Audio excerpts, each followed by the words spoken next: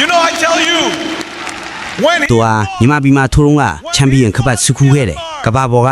အခမ်းအနားဆုံးချန်ပီယံခပတ်ပေါ့မြန်မာပြည်ကတန်း60တော်ပြည်သူတိုင်းကသူ့ရဲ့နိုင်ပွဲကိုစောင့်ကြည့်ခဲ့ကြတယ်ငါအုံနောက်ထဲဆွဆွဲမြဲမြဲမှတ်မိနေတဲ့အခိုက်အတန့်တွေကတခုကသူ့ချန်ပီယံခပတ်တိမ့်ပိုက်အပြီးမှာ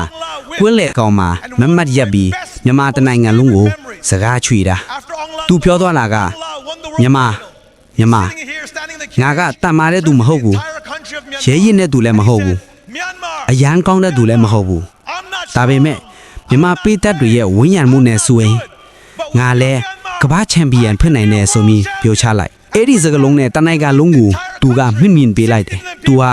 မြန်မာတမိုင်းကျော်တိရှော့ပေါ်ထော်ခဲ့ဘူးရဲ့အတော်ဖတ်ဆုံးစူပါစတာကစားသမားတစ်ယောက်ပဲဖြစ်တယ်ကွင်းတွင်ကွင်းပြင်ပမင်းစွမ်းဆောင်ပြခဲ့တာဒီအားလုံးအတွက်ကျေးဇူးတင်တယ်မင်းဟာ martial arts ကိုအမြင့်ဆုံး level မျိုးနဲ့ကိုစားပြုသွားတာနှလုံးသားတွေကနှစ်ကာကျေးဇူးတင်တယ်စကလုံးတွေကိုဖပြဖို့မလုံလောက်ဘူးမင်းကကဘာဘော်ကအကြီးကျယ်ဆုံး hero တွေကတယောက်ပါပဲကျေးဇူးအများကြီးတင်ပါတယ်